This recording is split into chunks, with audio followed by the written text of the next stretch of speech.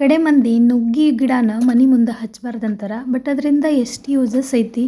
ರಕ್ತಹೀನತೆ ಕಡಿಮೆ ಮಾಡ್ತೈತಿ, ಮಧುಮೇಹ ಇದ್ರೆ ಕಡಿಮೆ ಮಾಡ್ತೈತಿ, ಎಷ್ಟೊಂದು ಯೂಸಸ್ ಐತಿ. ಬಟ್ ನಾವು ಯೂಸ್ ಇರೋದನ್ನ ನಾವು ಅದು ಮಾಡಬಾರ್ದು ಇದು ಮಾಡಬಾರ್ದು ಅಂಥೇಳಿ ದೂರ ಇಟ್ಬಿಡ್ತೀವಿ. ಬರೀ ಪಲ್ಯ ಮಾಡೋಣ ಅದನ್ನು ಹೋಗಲಿ. ಎಣ್ಣೆ ಹಾಕಿ ಜೀರಿಗೆ ಸಾಸಿವೆ ಕಾಮನ್ನಾಗಿ ಹಾಕಬೇಕು. ಆಮೇಲೆ ಉಳ್ಳಾಗಡ್ಡಿ ಕರಿಬೇವಿನ ಸೊಪ್ಪು ಮತ್ತು ಮೆಣಸಿನ್ಕಾಯಿ ಪೇಸ್ಟ್ ಎಲ್ಲ ಹಾಕಿ ಚೆಂದಾಗಿ ಮಿಕ್ಸ್ ಮಾಡಿ ನುಗ್ಗೆ ಸೊಪ್ಪನ್ನ ಹಾಕಿ ಚೆಂದಾಗಿ ಹುರಿಬೇಕು.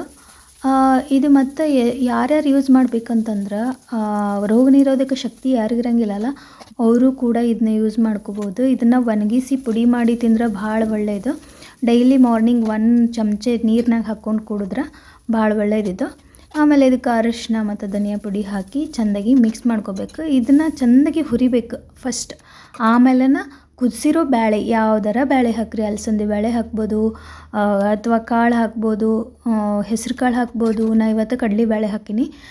ಆಮೇಲೆ ಸ್ವಲ್ಪ ಕೊತ್ತಂಬರಿ ಸೊಪ್ಪು ಹಾಕಿ ಸ್ವಲ್ಪ ನೀರು ಹಾಕಿ ಚೆಂದಾಗಿ ಇದನ್ನು ಕುದಿಸ್ಕೋರಿ. ಒಂದು ಕುದಿ ಇದೆಲ್ಲ ಕುದ್ಮೇಲೆ ಮಸ್ತ್ ನುಗ್ಗೆ ಸೊಪ್ಪಿನ ಪಲ್ಯ ರೆಡಿ ಆಕೈತಿ. ಮಾಡಿ ನೋಡ್ರಿ, ಮಜಾ ಮಾಡಿರಿ.